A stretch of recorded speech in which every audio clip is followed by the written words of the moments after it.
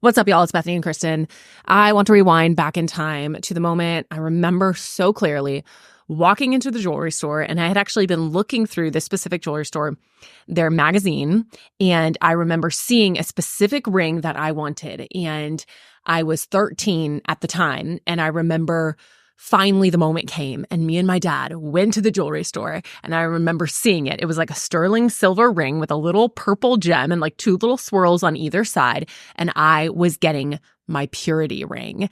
And it was a tradition in our family when you turned 13. It was 13, right? I think so, yeah. When you turned 13, you got to go with our dad to the jewelry store and pick out a purity ring that would signify your commitments for saving sex for marriage, for dating intentionally, whatever it is that you wanted this ring to represent. For me, that was saving my first kiss for marriage. And then I think my parents actually kept, even though I picked it out, I think they kept the ring, and we went to on a really fancy dinner, and then they gave me the ring. It was almost like this little wedding ceremony of sorts. And as a 13-year-old girl, it was one of the most exciting things and one of the most exciting moments that I had experienced up until that point, because it's like, wow, getting what felt like a real piece of jewelry that would last. And this, all of these commitments, it just felt so serious. But as the years went on, unfortunately for me, this ring started to represent almost like a cage, almost like an identity, something that I had to live up to and something that I had to perform in, something that other people were looking at me and saying wow, look at Bethany, look at these commitments that she's made. If only other girls would do the same thing as her. I remember a very specific moment. A mother came up to me and basically told me that whatever decisions you make as a Christian girl, you're almost held up on a pedestal of being this image of purity and morality. So if you make a decision that is maybe a wrong decision, it's going to have lasting impacts on other families, which you can understand why that's so problematic. But at the time, I remember thinking oh my goodness, what? This is a weight I have to bear. I have to be perfect to represent the gospel. I have to be perfect to represent purity and morality. Because if I am not perfect, oh my goodness, who am I as a woman? I am known for being this perfect, pure Christian girl, which obviously I am a sinner and I was not perfect and pure in all of these things, but it became this identity for me, Bethany, the Christian good girl, Bethany, the Christian pure girl. And I remember just the weight of carrying this identity and thinking what if I made a mistake? What if I mess up? What if I mess up? Who will I be as a woman? And so even though I was wearing this ring and making all of these choices that were, from the outside, wow, she's saving her first kiss for marriage. Wow, she's dating intentionally. It almost felt like I was in bondage to being a good girl, in bondage to needing to earn my salvation, needing to earn my worth before God. And I remember as I was in my early 20s going through a relationship, and it was a very unhealthy relationship. I couldn't see it at the time. It was very masked with a lot of Christian talk and stuff.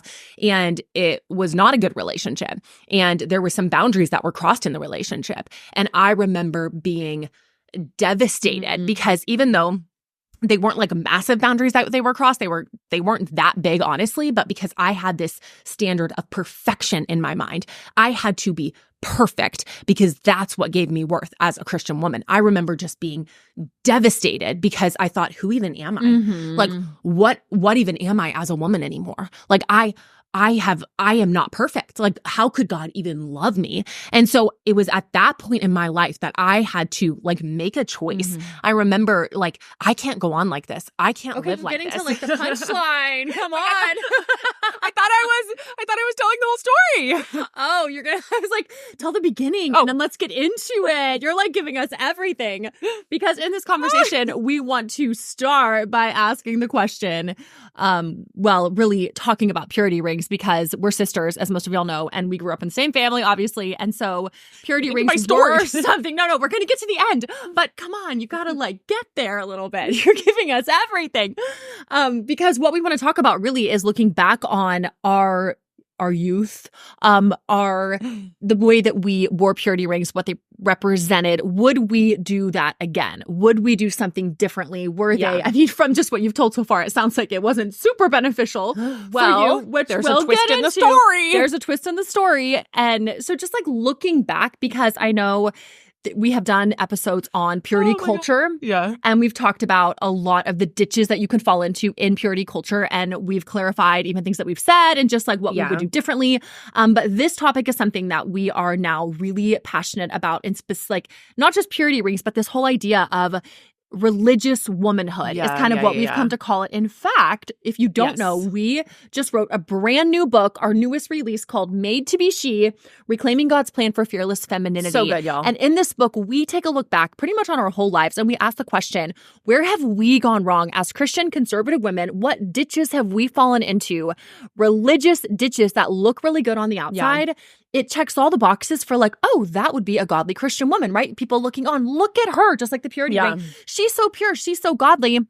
But so often, religious womanhood is missing the heart. It's missing the drive of wanting to glorify God from this perspective of, I'm a sinner. I need the gospel. I'm broken. Lord, help me. It's more of a pull yourself up by the bootstraps and do the right thing. Because that's girl panties on. That's what good Christian girls do, right? And so you fall into this ditch, and we talk about not only purity rings, but all sorts of other religious ditches that not only we fell into, but so many of our generation. There were so many Christian movements. We break down all of the different Christian movements from like the past, 50, 100 years and talk about how those movements, whether it's the purity culture movement or a whole bunch of other ones, how those impacted our view of our womanhood for us as women today and how that's a ditch that's not gospel-centered womanhood. We break down the other side of the spectrum, which is feminist womanhood, and how even though it's like secular, not rooted in the word, it doesn't have like the religious banner behind it, it's women defining what it means to be women and all of the ditches that come with that, the lies that we believe without even realizing it when it comes to our identity as women, when it comes to marriage, when it comes to motherhood, when it comes to what does it mean to be successful as a woman, what is my purpose as a woman, all of those things we unpack in Made to Be She. We take a deeper dive than we ever have in the topic of womanhood to this date. Like we did so much research. We dug into our own lives and share stories that are so personal, so vulnerable. But purity rings is just one of the things that we talk about. So if you're like, I'm intrigued, yes, I feel like I am landing in some of these ditches, grab a copy of Made to Be She.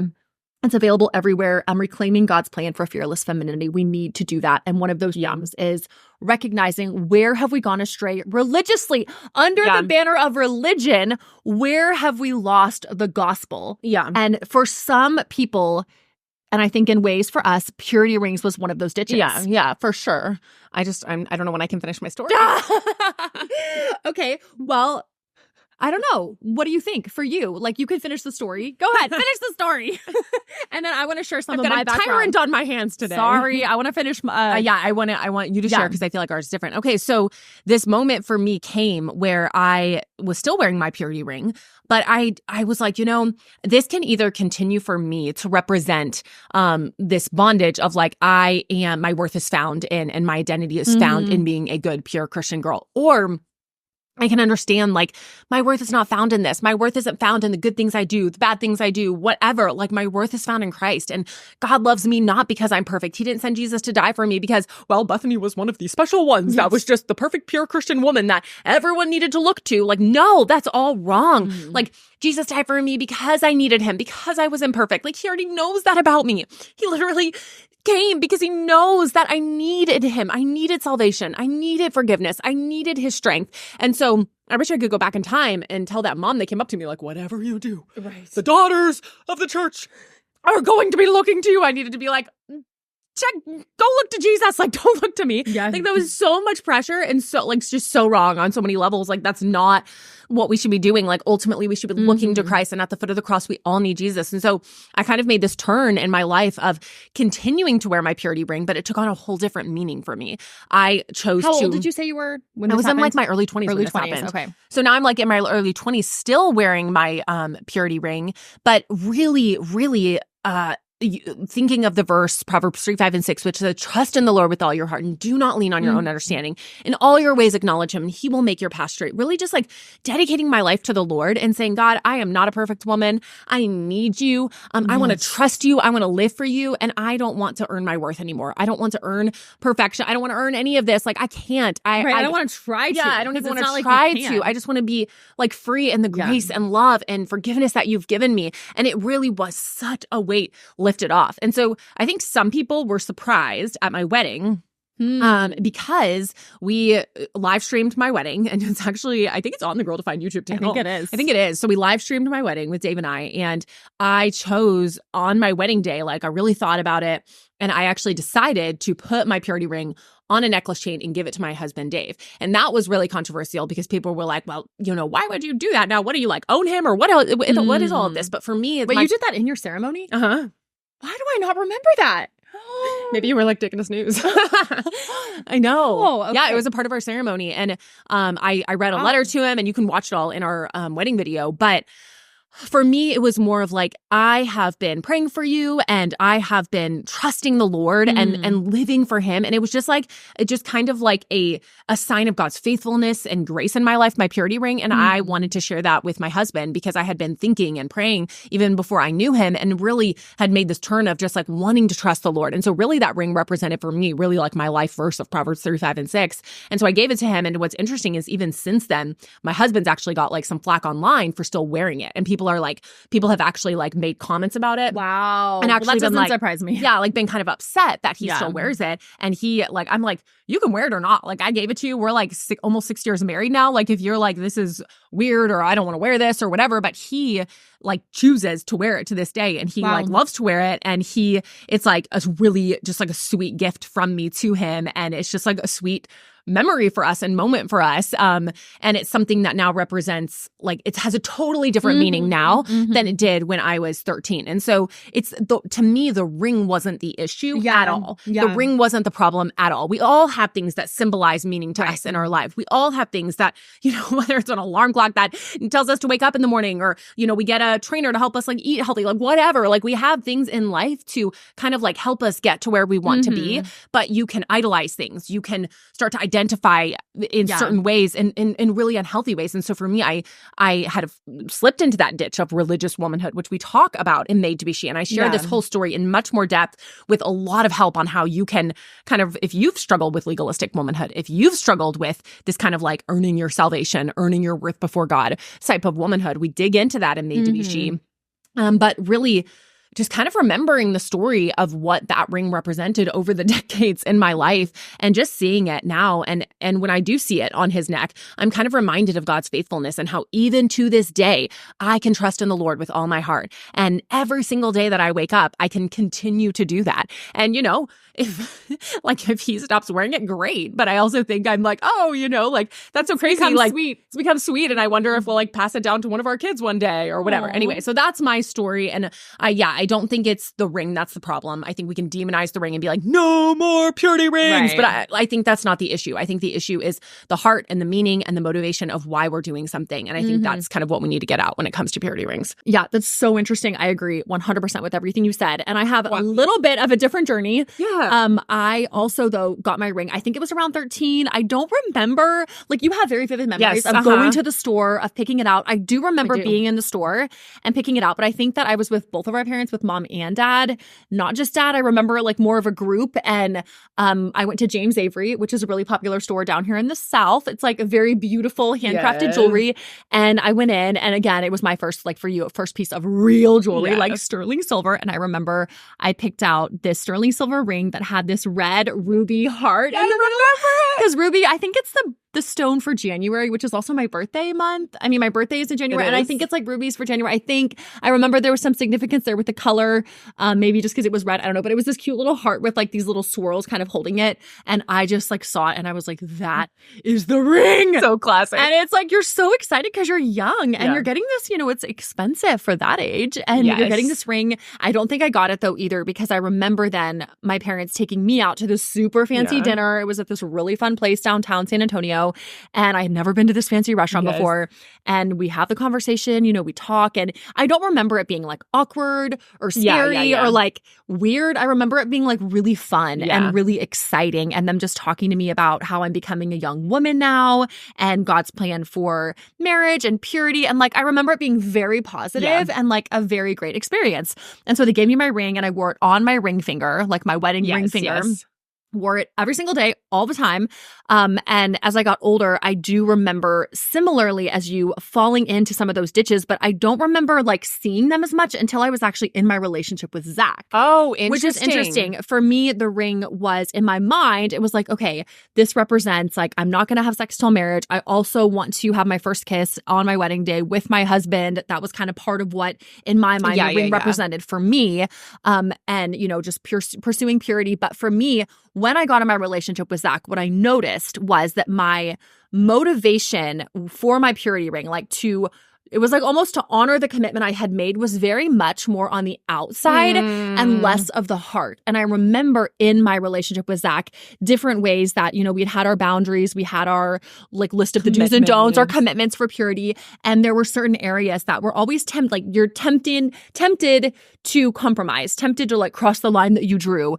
Nothing like super major, but just things where you're like, oh yeah, that was too far. That's too much physical touch or too much whatever than what we want to do. And I remember in my heart just kind of feeling like, well, it's not really that big of a deal because it's just like we're going to get married and no one can really see this moment of compromise. And for me, I saw, and especially looking back now, I can see that my motivation was very much rooted in I need to look the part. Yeah. And even if I'm not 100% the part in my heart, that doesn't really matter, because as long as I look really pure and people can like, oh, they just assume everything's good, then it's like, then I'm fine. And that's like so void of like any true like transparency, just seeing my need for the gospel in my heart. And I remember writing some articles on Girldefined years ago talking about this specifically, about how the purity ring for me became much more of a performance for purity than cultivating a heart before the Lord that says, God, I want to honor you. Whether anyone ever knows or not, the thoughts in my mind, the meditations of my heart, Lord, I want those to be pure before you. That was lacking. And it was more of a performance looking pure rather than 100% pursuing it for the Lord's glory, whether anybody was looking or not. Yeah. And I remember as well on my wedding day, that first kiss in front of, we had a lot of people at our wedding. And I remember people afterwards just commenting like, what a testimony, praising me for this first kiss on my wedding day, how inspiring to all these young women, that you would save your first kiss. And it was so much about the performance of like, you saved your kiss and everyone got to witness this amazing moment. Totally. And now you're going to inspire thousands of girls, and just it just fueled this pride in my heart of like, wow, like, look what I accomplished. Even though in my heart, there were areas that were not pure, that the Lord could 100% see. Totally. But because it looked so good on the outside, I felt like, okay, yes, I've kept my purity ring commitments or whatever. And so I don't know if that makes sense or if that's confusing. No, that makes a lot of sense. The purity ring for me, that was the ditch in my own heart that I fell into. Totally. And again, I don't think that it was the ring that was the problem. I think it was the emphasis that I placed on the outward appearance of looking pure versus really cultivating a heart of purity. Yeah. And when, you sin, when we would cross the line, genuinely going to the Lord and saying, Lord, forgive me. And there were times of that. I wasn't just like, I wasn't just callous, like whatever. But I know in my heart that I was driven more by the outward appearance than by the heart. And so that's the thing, like even looking to the next generation, before we started recording, we were talking about what would we do for our kids? Yes. Like we grew up very much in the era of purity culture and saving everything for marriage, and which we still believe in, like sex is for marriage. And we talk all about that in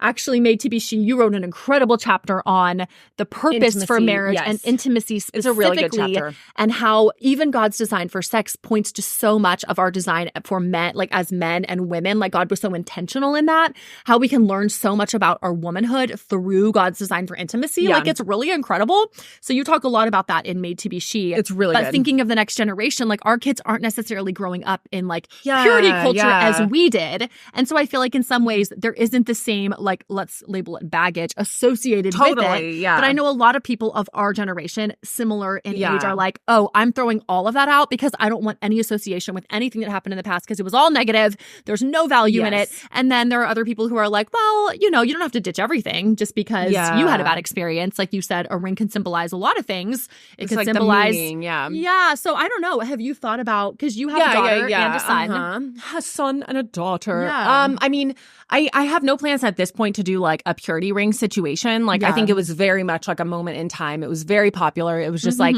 the thing to do. And I think a lot of parents had good intentions. And I think that they were reacting to like a movement that had come before them and that they grew up in, a lot of just like throw off all the boundaries, just this kind of like free love movement. And so I think there was this massive reaction. And I think in some ways this swinging to like, okay, a bit of extreme of needing to like, okay, we don't want that for them. So let's go to this direction, and you can see that these swings from ditch to ditch, which is what we talk about in Made to Be She. Like we don't want to be swinging from one ditch to another ditch. Like we really want to figure out like how can we build our lives on gospel redeemed womanhood, like gospel centered womanhood. And so that's probably like the biggest thing when I think of my kids is less of like, I mean, honestly, I don't spend a lot of time thinking about like, okay, what decisions are they going to make when it comes to like purity? Like, I think mostly like, wow, I would really love for them to have a genuine personal relationship with Christ for themselves and for them to desire the Lord for themselves. But I really don't want them to have the pressure of like needing to be perfect and needing to have like this perfect, perfection. And like, if you make like, especially, I don't know, for me, I felt like when it came to morality, purity, that would be like the ultimate sin. For sure. Like if I a felt greater like, sin than anything else you could possibly do. Even if it was just like, I mean, like Dave and I, as much as we like we were kind of the opposite of you and Zach. So when we were dating, we both had the most hyperactive consciences ever to a point where I think it was not like I look at myself and I'm like, we both wish we could go back in time and behave differently. Like we were not going to cross one boundary. We were like over the top, like extreme. And unfortunately, because of my presence with Girldefined, there was a lot of pressure from outside sources of basically like, look at all these people watching your dating relationship. Look at all these people watching your engagement. Like almost again, like you need to be this example. And as much as I had already thought through that, and it was just so hard when you have people telling you like, people are watching you online. Your life is public in a way that no one else is. Even Kristen's, like we didn't have we weren't even doing Girldefined. And so there was just this, everything you do matters. Everybody's watching. Be perfect. And so there was this so much pressure to perform, but I didn't like it and I didn't want it. And my problem with myself is like, I was a freaking grown woman. Like, why didn't I stand up and say, I appreciate that perspective, but I don't agree with that. And I don't have that conviction. I don't believe I need to do that. And so that's the part I don't get upset at other people. I'm like, where was your backbone? Like, why didn't you stand up for what you believed? Specifically, like, because you did believe, not like, I need to be perfect to do it, but like, when you say, I wish I had stood up, what do you wish you had stood up against? For me, like, I mean, this is going to sound so stupid to so many people listening because they're going to be like, what? That's it? But like, literally, when it comes to just like holding hands, like we held hands once when we were very first, like when he asked me officially to like be his girlfriend for like maybe 2 minutes. And then it was like, we can't, like this is, and I remember thinking, who decided that you couldn't? Was it pressure saying like, that's not going to be a good testimony at the time? Like, or were you deciding, I don't think this is... There was so much pressure on me from outside resources to like basically resources. I'm just going to say like outside people. Yeah. And I remember like multiple situations where there was so much pressure on me. And so that at that moment, that was something where I was like, I can't do this. Like, I cannot hold hands with you, because of the multiple conversations and just multiple resources. And there was a time where, like we were not that close.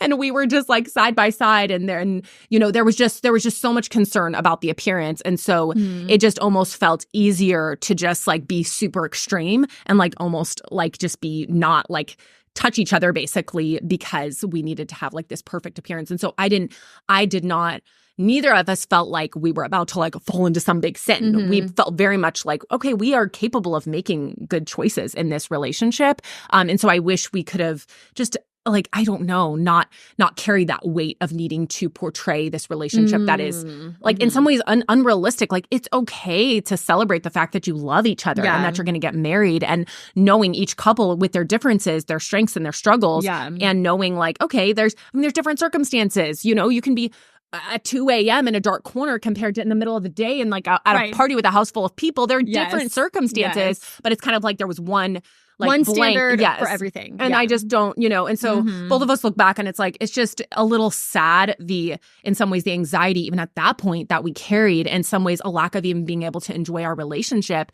because of those weights that were, and we accepted the weights. That's the part that makes me upset with myself is like, I was a woman. Like I could have chose to say, here's what I'm going to do. But I just didn't like have the courage that I do now to say. You don't know what you don't know. When you're in it, you don't know. Like you're growing and maturing and you're gaining different perspectives. And you start to realize looking back, like, oh, that wasn't very healthy.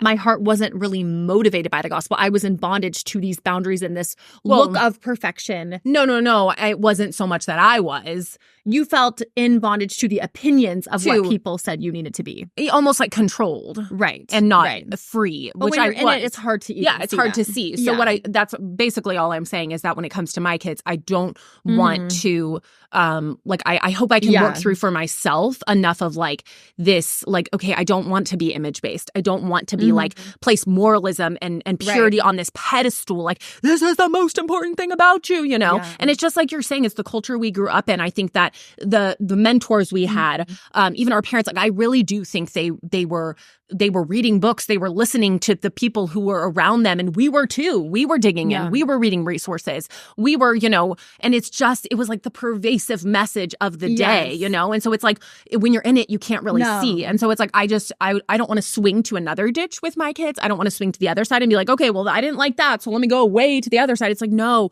how can we find a gospel-centered perspective? And also for me, and I guess for my experience, I think like I do feel like I had the power of the Holy Spirit, and I do feel like I had strength in that relationship to make good choices for me. And so it was, I want to also be okay with like giving them that freedom, and also knowing like if you cross a line, like it doesn't change your worth and your identity, and like we all become more resilient. We all grow through our wrestles and through our struggles. So instead of like trying to put them in glass and protect them from ever making a mistake, it's like that's how we learn, that's how we grow, that's how we become stronger. And me being okay with letting my kids be human, if that makes sense. Or the opposite, which was my struggle of like having so many like specific boundaries and like guidelines and perfection where you don't even give room for the struggle to be genuinely expressed, because I felt like, okay, I've got to live up to these standards of this purity ring. And so, yes, we're struggling. Yes, we're struggling to cross lines, but that's okay. It'll just be between us. I don't really need to ever tell anyone. I don't need to like seek outside help, because as long as we look the part, that's what everybody wants. Okay, we look the part. We look like this great example, this perfect example, then that's all that really matters. And so it didn't even feel like I needed to be honest about my heart or express that and get you help. had the image. Because the image was there. And that was the most important thing. So when it comes to my kids, like thinking of my 2 older boys and then now our little baby girl, Caroline. Your oldest is 14. I know. So you're like, y'all are having these conversations. We're kind of, we are. Terrifying. But that is true. And like so this is the thing. There's a lot of things. this is the thing. When it comes to our kids and how we're approaching this a little bit differently, is that we are not approaching it one-dimensionally. Like, I feel like in some ways we grew up and it was very much like the purity culture, like you said, purity was the most important thing, without the full holistic package of God's word, which talks not just about purity, but about the beautiful intentional design of sexual intimacy and marriage and a relationship and like love and celebrating all of that within the right context. I feel like there was this hyper focus on purity. And anytime you thought about a romantic relationship, it was like, but purity, purity, purity. Like that is the focus. And with our kids, what we're trying to do even now, especially like you said, our oldest, who's 14, my husband will go out weekly with the boys and they have really intentional conversations. One of the things they regularly talk about isn't just like, oh, you need to be pure. Like there is that conversation too. Like, well, what does God say about these desires that we have? And how do we honor God with the desires? What is sinful? What is is not. Like those are practical things you've got to totally. talk about. But there's also the whole package, which is, you know, if our boys will say like, oh, I have a crush on someone, we don't just crush the crush. Like we don't just smash it and be like, don't feel that way. We're like, oh, tell me more. Like, oh, that's really sweet. You know, God, like we'll have these conversations like literally all in the regular in the kitchen, you know, eating breakfast. Like, oh, you think she's pretty? Why? And we'll like talk about it, talk about the crushes, and I'll talk about how God designed you to be attracted to girls. That's a good thing. And then we'll take it a step further and say, but what does God want you to do with that right now? Like you're obviously very young. Yeah. There's nothing that really can come of this. And so the best course of action right now would just be to be really good friends, just to be friends, just to learn how to have normal conversations with girls, how to interact them without being super awkward and weird. Yes. Like we'll just have all of those basic conversations, but we won't push down like, don't think about that. Totally. That's wrong. That's not going to guide pure thoughts. It's like having an open conversation, letting your kids know this is a safe place to talk about this. Yes, God's design is beautiful. Romantic feelings are normal. It's natural. I had a crush too when I was your age, but here's what God wants for you right now. And it's like so much more positive and less of like, don't, and more of like, wow, God's design is so beautiful. Isn't that amazing that you're feeling that? Now, what does he say about that? Taking it to that step further. And then my husband will have really intentional conversations regarding sex and intimacy and feelings like that, you know, and what God's plan is and how it's this beautiful, amazing thing, how mom and dad enjoy this in marriage and why God placed it in marriage and all of this stuff. So it's all very positive and a bigger picture. It's very beautiful. And it ultimately isn't just about us, but even taking it to that gospel picture, which you unpacked and made to be she. It's so good. Such a killer chapter. Reading this would help you as a mom even know how to talk to your kids about this kind of stuff. Or if you grew up in purity culture, I know we have a lot of women who are in that kind of like millennial generation, and you might still even be like bitter or resentful. And this book is going to really help you because we can speak from that personal experience. And I even know, so this is kind of random, but a lot of you know Josh Harris, who wrote the book I Kissed Dating Goodbye. And before he like left the faith and stuff, he was making his documentary, Why I Kissed Dating Goodbye, or whatever the name of it was. Because he was like not stopping the book, whatever.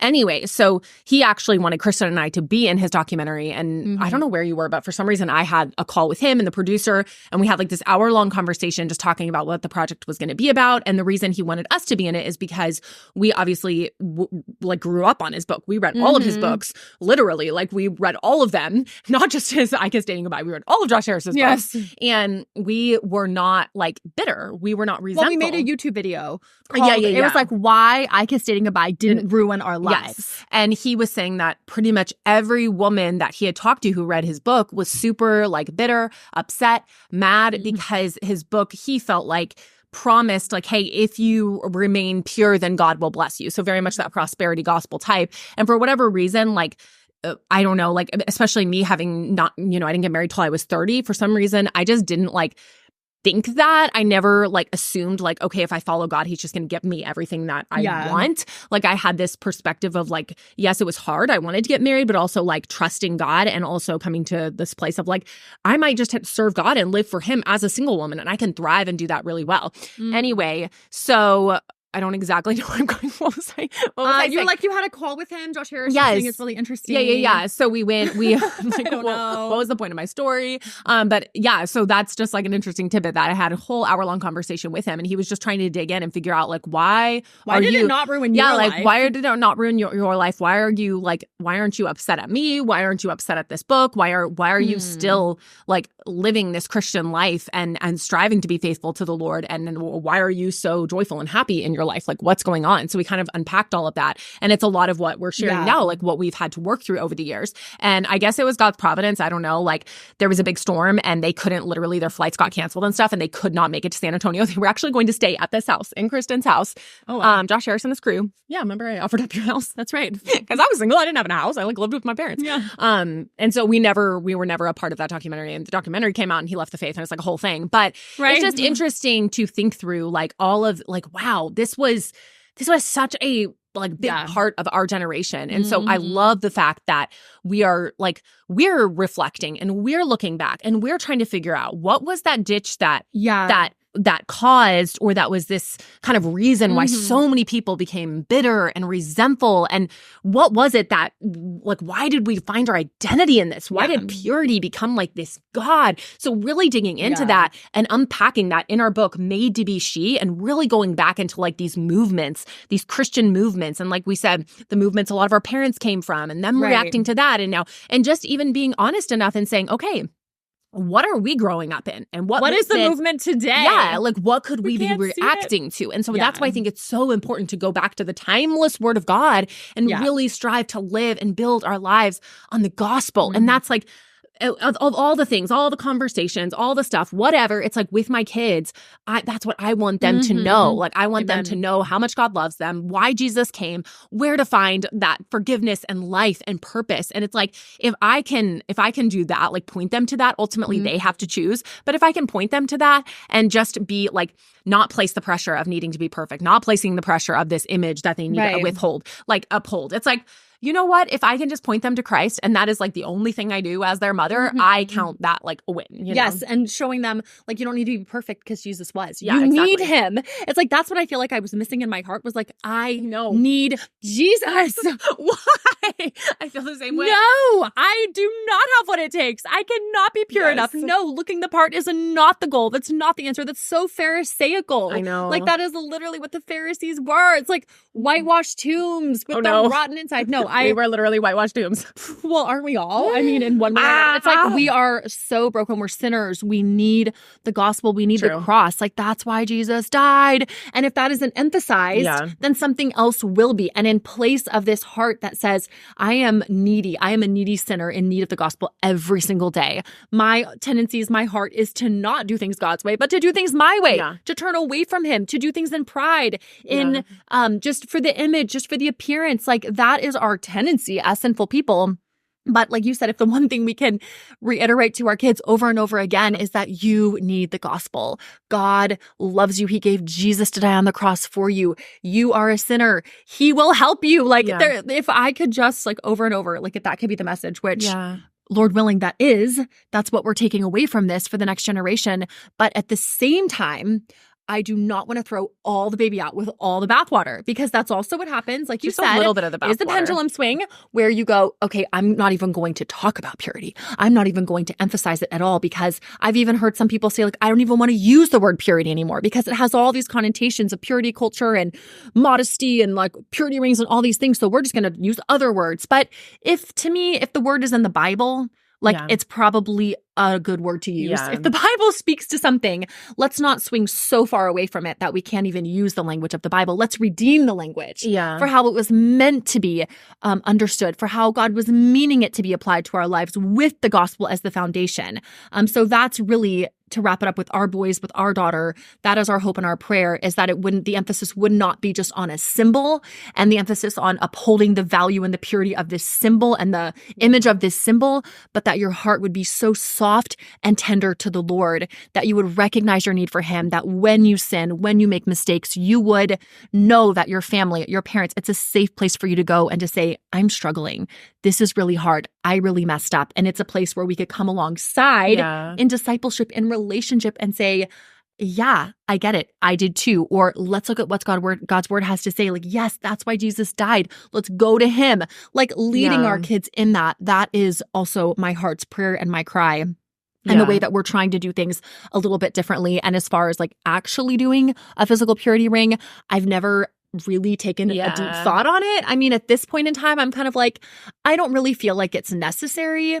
But I don't know. I haven't like deeply thought about will we or not. But at this point, we don't have any plans to specifically, I guess.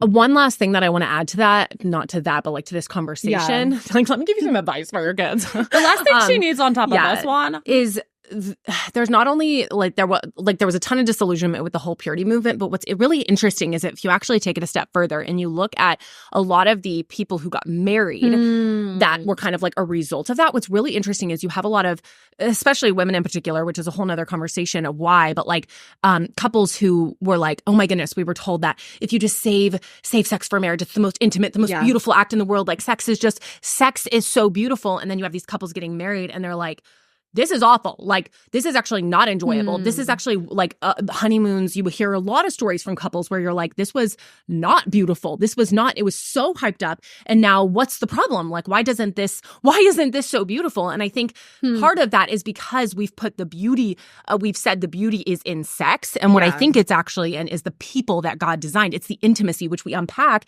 in Made to Be She. It's like the action is like, it's only as beautiful as the meaning that the people bring to it, because that can actually be used in like with meaning that is horrible and terrible. And so it's not like, yes, the act represents so much, but you have to like bring the meaning with it. You have to like develop a maturity and an understanding and a love and a desire that comes with it. Because if you just come together and you're like, okay, we're going to rub genitals together and this is supposed to be so great, it could not be so great, you know? And there could be that stuff that you have to work through. So I think you have to look at the two people and say the meaning of that, the beauty comes within the people. And that's what the relationship is about. And so then when you come together with that meaning, with that maturity, with that love, that's when you can have something really beautiful. And so if it is hard and there are struggles, your whole world isn't crumbling because you don't have this idea that that is the pedestal, that is the ultimate, like the bullseye of, like you say, sex for marriage, all these things, and that's the reward. It's not the ultimate reward. Like you're saying, it's the coming together. And in that,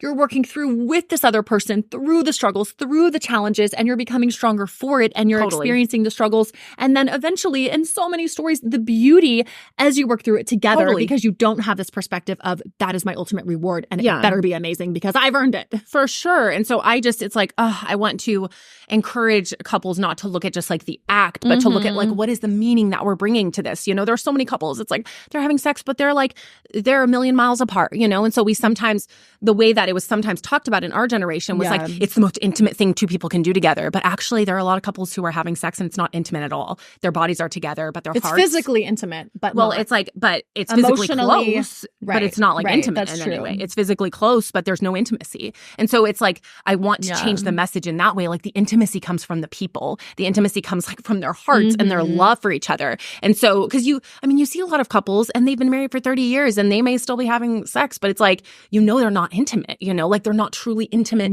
together. And it's like, I want more than just like bodies coming together. So it might sound weird for my kids, but it's like, I want them to have true intimacy, like true love, true connection, true desire for the other, and have the tools needed as they run into challenges physically to know like, hey, that's okay. There are things that you can do there, and there are more meanings you can create within your relationship. So it's like, this is a whole nother conversation. That's a whole other topic.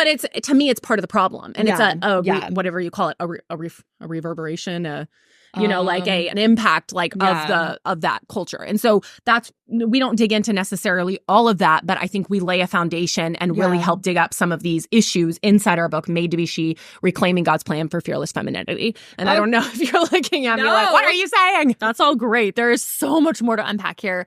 If you liked this conversation, let us know. If there's more on this, you're like, wow, you said this one thing, I'd love more clarity. I would love for you to have do another video on this, another podcast episode. We would love to hear from you. I actually have a comment. I would like to make a video on the last section of what I was just saying now that I think about it. Oh, that would be I'd like to make a whole video. Wow. I have a comment. I'd like to make a whole video. I'm leaving a comment right now. Okay, guys, seriously, go grab a copy of Made to Be She. It will change your life. It is that good. It is something I believe every single woman, specifically Christian, regardless of whether you grew up in a really conservative family, you just became a Christian, it will be life-changing because I guarantee that you have fallen into some of the ditches of feminism or some of the ditches of religious womanhood, and you do not have a centered focus, a clear understanding of what it means to walk in gospel-redeemed womanhood in your singleness, in your marriage, in your motherhood, in whatever stage of life you're in. I guarantee, just like us, we are still growing in this, there are so many ditches that we don't even realize we've got toes in, and it is messing up our understanding of what it means to be a she, to be a woman specifically designed by God. He made us to be she's. He made us to be women. That was his choice, his design, and he has a beautiful plan for it. Learn what it is in Made to Be She, and then come back and catch us in the next video.